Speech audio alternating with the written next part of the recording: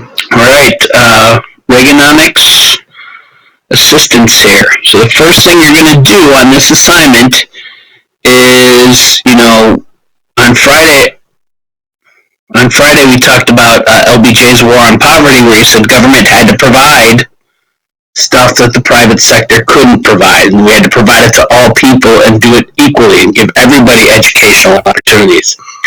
Social safety net would be stuff like welfare, would be stuff like Social Security for people with disabilities and the elderly people.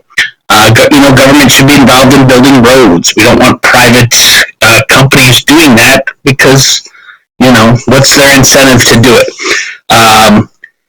So Reagan was big on arguing that government, we need to have a smaller, limited federal government that provides less services, but in turn needs less money. So when you're talking about the advantages of a powerful federal government, in this box, we're talking about people who have educational opportunities, access to health care, a tax system that's fair, building in this idea of social safety net. Some of the disadvantages is taxes are going to be higher. You're going to have to tax business and tax the wealthy at a higher rate. The advantages of a small, limited federal government that provided few services, Reagan's going to argue about motivation, and people can do it themselves, and that they can pull themselves up by their own bootstraps. They don't need government to help them. It'll allow people to keep more of their money.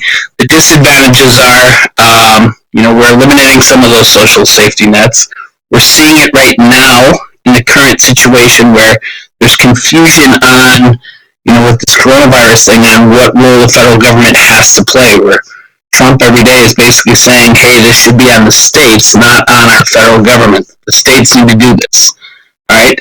But the big advantage that Reagan's going to talk about here is lower taxes, especially lower taxes for businesses and rich people. So then we're asking you to review this PowerPoint right here. Let's go through this real quick. We saw Reagan at the start of the year when we talked about a city on a hill, but he was president from 1981 to 1989. When he became president, there was a recession or period of slow economic growth during which unemployment and inflation increased. He had just been elected, so he inherits this from the previous president, Jimmy Carter, and his plan to improve the economy included cutting government spending on social safety net programs, so, eliminating some of the welfare protections, cutting back on how much food stamps they were providing for poor people, limiting healthcare stuff, and his idea was also lowering taxes, especially on businesses and wealthy people. The plan was known as Reaganomics. It was also called supply-side economics. And what that argues is you give consumers a greater supply of goods at lower prices by cutting taxes on businesses that produce those goods. So these richest companies in the world, if you tax them at a lower rate, they can sell their stuff for cheaper. Trickle-down economics, money should trickle down from the rich to poor without government redistributing it. Sorry, I can't talk. Similar to the leak-through approach that was criticized by Franklin Roosevelt.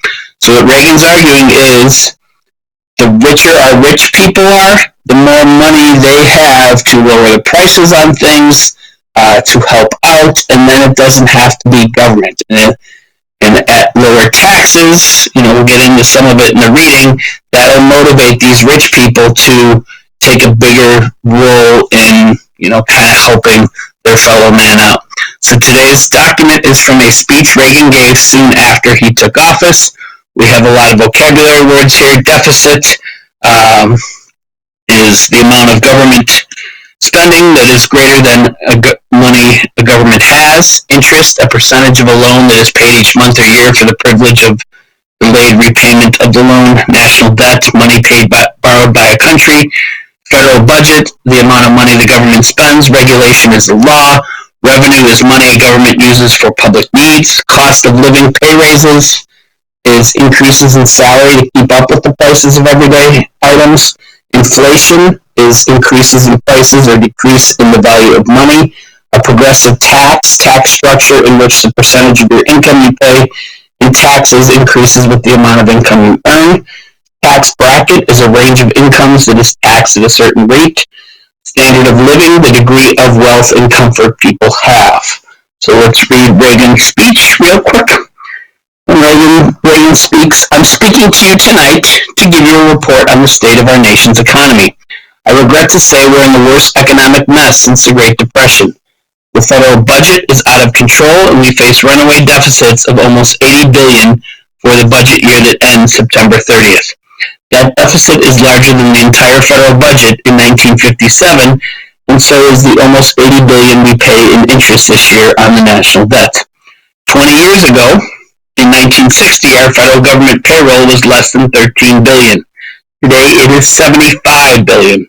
During these 20 years, our population has only increased by 23.3%. The federal budget has gone up 528%.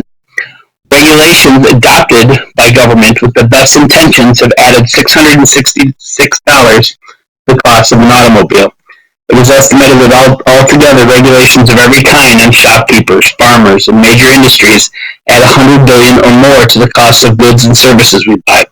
And then another $20 billion is spent by government handling the paperwork created by those regulations.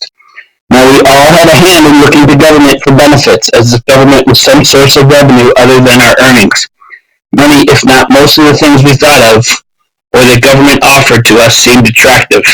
In the years following the Second World War, it was easy, for a while at least, to overlook the price tag. Some government programs seemed so worthwhile that borrowing to fund them didn't bother us. Some say shift the tax burden to business and industry, but businesses don't pay taxes. Oh, don't get the wrong idea. Business is being taxed, so much so that we're being priced out of the world market. But business must pass its cost of operation, and that includes taxes onto the customer and the price of the product. Only people pay taxes, all the taxes. Government just uses business in a kind of sneaky way to help collect the taxes. They're hidden in the price. We weren't aware of how much tax we actually pay. All of you who are working know that even with the cost of living pay raises, you can't keep up with the inflation. In our progressive tax system, as you increase the number of dollars you earn, you find yourself moved up into higher tax brackets, paying a higher tax rate just for trying to hold your own. The result, your standard of living is going down. Now, at the same time we're doing this, we must go forward with a tax relief package. I shall ask for a 10% reduction across the board in personal income taxes for each of the next 3 years. So, according to Reagan, what are the causes and effects of the economic mess? And Reagan argues too much government spending, too many government employees, programs we needed in, let's change that, and after World War II, and then we don't need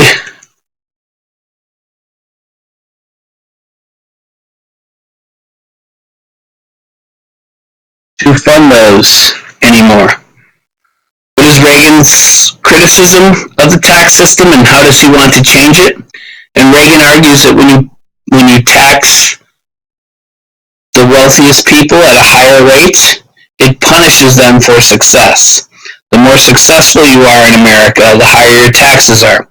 And Reagan argues, so what's the motivation then for people being successful? If they know that the more financial success they have, the more money they have to give to the government in their taxes. So how is Reagan's philosophy vastly different than LBJ's war on poverty? And Reagan believed that government prevented people from being motivated to get out of poverty. LBJ believed that government had a responsibility to help people out of poverty, and that most people in poverty were not in poverty because of something they did, rather because of circumstances. And LBJ wanted to provide these people every opportunity through government help to pull themselves out of poverty. What LBJ was arguing was to try to make it equal. Reagan basically said government handouts decreased motivation, and people are fine being poor because they know that government will take care of them. He says that's not the right way to do things. All right, turn in when you're done. This is your last lesson of this unit.